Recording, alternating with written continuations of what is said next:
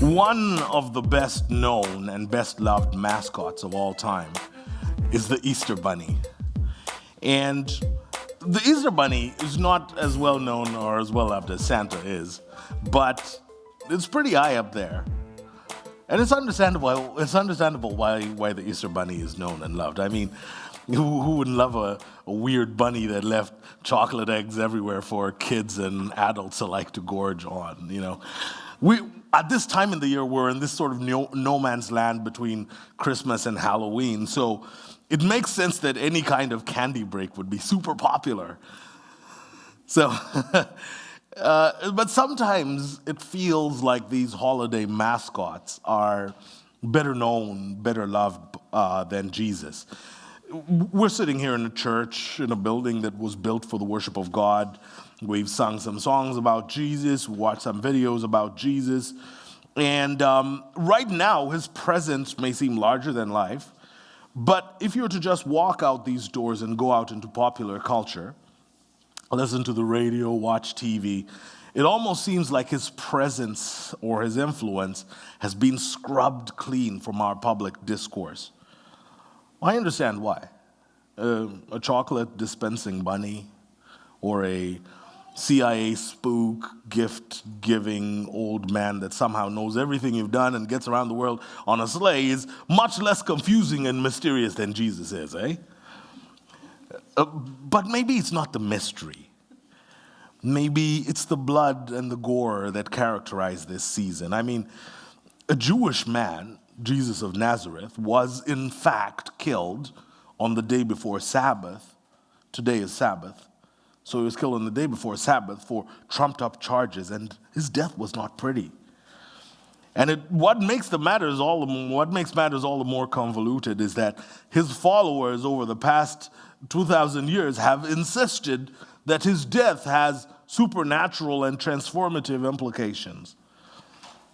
In truth, our two-dimensional mascots could not exist without Jesus. The Easter Bunny was actually invented by the old German Lutheran Church. In fact, the Easter Bunny was the original mascot who saw you when you were sleeping and knew when you were awake, so be good for goodness sake. Santa just stole that one. But speaking of Santa, he's really a poor imitation of St. Nicholas, who did amazing things in the name of Christ. And yet, even with the distortions around the holidays, and even with our attempts of our culture to scrub Jesus out of everything, it is still impossible to ignore him. I think it is incredible that his story has existed unchanged for almost 2,000 years.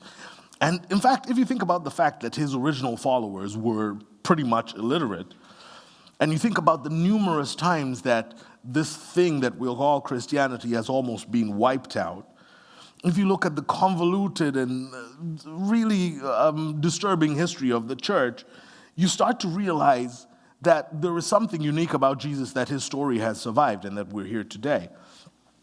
And for as long as the story of Jesus has been around, there have been people who've been trying to poo-poo it. They've tried to explain it away. They've tried to torture it away. They've tried to educate it away. They've tried to scoff it away, but it persists, and it thrives even under the most oppressive circumstances. There is a viral resiliency to the story of Jesus that makes it impossible to snuff it out. And so we who live thousands of years removed from the events of his life and his death and his resurrection have to ask a simple question. Why? Why would Jesus' followers cling to his teaching even under the threat of death? Why has this story persisted through the history of the church? Why has he inspired so much sacrifice? Why is he still relevant today? Why are people still following him to this day? I'm persuaded that there's something deeper at work where Jesus is concerned. And if you move from being a curious bystander to becoming one of his followers, I think you find it out too. I'm persuaded that the reason why the Jesus story has persisted is simply because of something special that those who follow him have found. hope, strength, and love. You know, it's a kind of hope that persists through the most hopeless situations. It's a kind of strength that is boundless, even in the face of incredible odds. It's the kind of love that melts even the hardest of hearts and turns enemies into friends. Jesus did most of his ministry in a fishing village way up north in Israel, near the Sea of Galilee. But even in that smelly backwater place, word started to get out about him. In two of the Gospels, in the Gospel of Mark, chapter 2, and in the Gospel of Luke, in Luke chapter 5, the writers describe an incredible scene. Jesus was hanging out in a house, and there were so many people that had heard about him, and so they jammed into the house, and there was like a crowd around the house. And four men who had a paraplegic friend somehow pushed through the crowd and climbed onto the roof and started removing the tiles from the roof to lower their friend down to Jesus for healing. I've always wondered, what would it have been like to be sitting in that packed house and watching bits of the ceiling fall down around you? Some days we get a preview of that in here. Some might chalk it up to sheer resiliency. Please don't look up. Some might chalk it up to fanaticism. But I think that what compelled these men to go to great lengths for their paralyzed friends was none of these things. I don't think it was resiliency. I don't think it was fanaticism. I think what carried them is hope.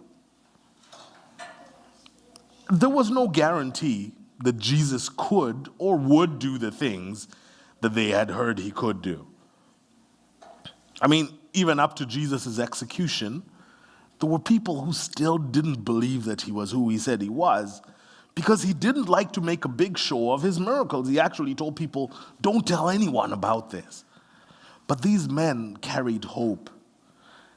And this hope helped them to do something that was actually never seen again in Jesus' ministry. There's no other story of men climbing onto a roof and removing tiles. And actually, most of us would never even think of doing that. In the book of the Acts of Apostles, you find these glimmers of hope in the stories that are told about the early followers of Christ. In particular, I like the story of Peter's jailbreak. If you are familiar with the Bible, you'll find it in the book of Acts chapter 12. And the Bible tells us that Peter was jailed by the king in order to gain popularity with his people. See, the Jesus followers at that time were considered to be rabble-rousers. And so after killing one of Jesus' original followers, he went after their leader, Peter, and the church began to pray. I love this story because I love jailbreak situations. Now, the church began to pray in a hopeless situation. Hope is the thing that makes you pray even in the most hopeless situations. You know, because for all they knew, Peter was going to be like his friend and contemporary who had been killed. And yet they prayed. And this hope in the face of hopeless odds is a powerful thing. It is a transformative thing. And it helps you go on when most people would give up or throw in the towel. I need to make a distinction between this and willpower. It is not willpower. Some people say it is stubbornness. It's not stubbornness. It is far more resilient than that. And I believe that in Jesus, this hope can be found. And if you look at the book of Acts in the Bible, or you look at the countless stories of the Christian faith, you find another thread that is intertwined with hope. You find strength. For most of us, when we hear the word strength, the image that we conjure up in our minds is some superhuman, supermuscular person lifting a heavy weight. But that is such a narrow definition of the word strength. In fact, strength that has nothing to do with muscles, but has everything to do with fortitude, is a more accurate definition of strength, wouldn't you say? I mean, the strength that a person shows when they're facing a terminal illness requires so much more than lifting a heavy weight, doesn't it? The strength that moms show all over the world when they bring life into this world is so much more compelling and spectacular and admirable than Batman or Superman, isn't it? This inner fortitude that we find among Christ followers, this inner fortitude can be found in spades among Christ followers. Forgive me for talking about death so much in this message, but a man's true strength is revealed when he is faced with it. And from the earliest days of the Christian faith to this day, people have been martyred for their faith. Simply following the teachings of Jesus is a death sentence in certain parts of the world, and for millennia it has been. And yet, parallel to this story of oppression and death is this incredible story of strength. Say what you want about the Western colonialization. Long before governments came with their guns and cannons, there were missionaries who went out into some really incredible places on this earth. They went out deep into the African continent and into the South American continent and Far East Asia and the Pacific Islands, and they made friends with the people there and they made their lives with them. Some of them even lost their lives before they had a chance to make a friend or anything. And an overwhelming amount of schools and hospitals and universities in all these places around the world were started by these missionaries. And some of them even fought against the growing, invading colonial powers of their time. And even to this day, you will find missionaries in some of the remotest places of the world doing whatever they can, sometimes with no support at all, to make the lives of people they hardly know better. Who does that? Where does this strength come from? Where does that strength that makes you go to an unknown continent come from? Where does that strength that overcomes the fear of execution come from? Where does that fortitude against incredible odds come from? Where can we find it? I'm persuaded that in Jesus, this unmatched strength can be found. But greater than hope and strength is the legacy of Jesus' love. You have it on the sheet in front of you. I've quoted this verse a lot since October last year. This is how much God loved the world. He gave his son, his one and only son, and this is why, so that no one need be destroyed. By believing in him, anyone can have a whole and lasting life. You see, God didn't go to all the trouble of sending his son merely to point an accusing finger, telling the world how bad it was. He came to help, to put the world right again. Yesterday was Good Friday, a remembrance of the day that Jesus was crucified. Tomorrow is Easter Sunday, a remembrance of Jesus' resurrection.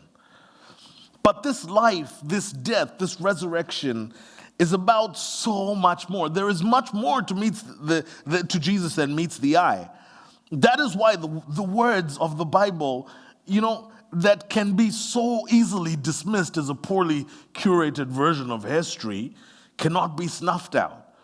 And those that refuse to step out in faith and believe in Jesus cannot explain why the Bible, with all its inconsistencies and its inaccuracies and its contradictions, cannot be stopped.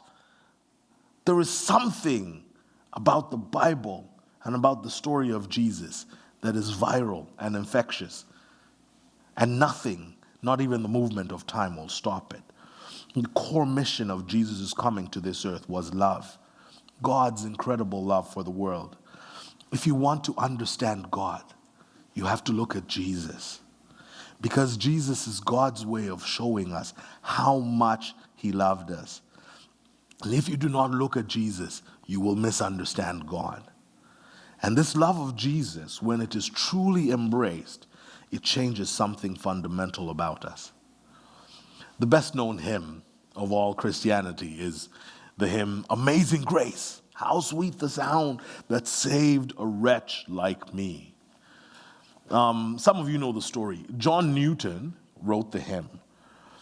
And he actually had a very complicated story. we are told that he was a slave trader who had a change of heart and wrote a document that was so powerful that it is partially credited with the abolition of slavery. But what people do not know about his story, it's a part of his story that's kind of lost a little bit, is that John Newton had actually experienced himself a form of slavery. You see, he had tried to desert the British Army, and so they abandoned him in West Africa. And while he was abandoned in West Africa, he became a slave to a really oppressive African queen there. So the fact that he became a slave trader after he somehow got out of his situation, it tells you that his disregard for the African people was not a detached, calculated disregard. You know, it wasn't just based on economics. He actually hated these people. He must have hated these people that treated him like a slave in his younger days. And the folklore about his life says that he turned to Christianity after he survived a shipwreck. But what it misses is that his transformation was actually gradual and not sudden. Yes, he did become a Christian. He did start to become a Christian when his ship was shipwrecked because he had actually cried out to God and said, "God, save us." But after that, it took a few years before he realized in his heart that slavery was wrong. The more that he read the Bible, the more he experienced a change of heart. Now, if you know anything about history, you know that the Bible has actually been used to justify slavery more than once. But for some reason, John Newton read it and found something completely different. In fact, William Wilberforce after him, and all the way to Martin Luther King Jr., all these people have found something really starkly different in the Bible, and it has allowed them to fight slavery and racial injustice. They have been motivated by something unexpected. It's not a version or a vision of an egalitarian utopia, no. They have been motivated by the simplest and most powerful of emotions. We all experience it before we experience anything else. It's the emotion of love. Where did John Newton find love in his heart? Where did this slave turned slave trader find love in his heart? He found it in Christ. Amazing grace, how sweet the sound that saved a wretch like me. I once was lost, but now I am found. Was blind, but now I see.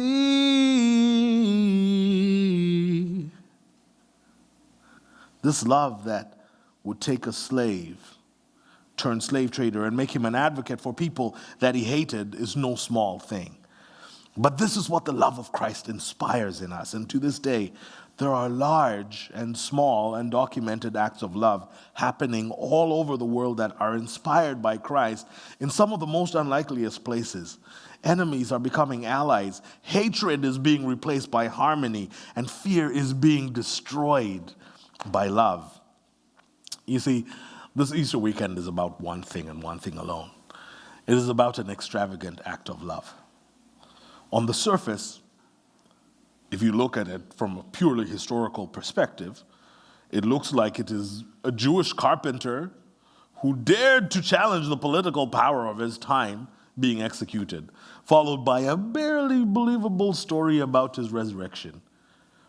But there's so much more happening if you peel back the layers. Because if you do, you'll find out why the story of Jesus, improbable as it is, persists to this day.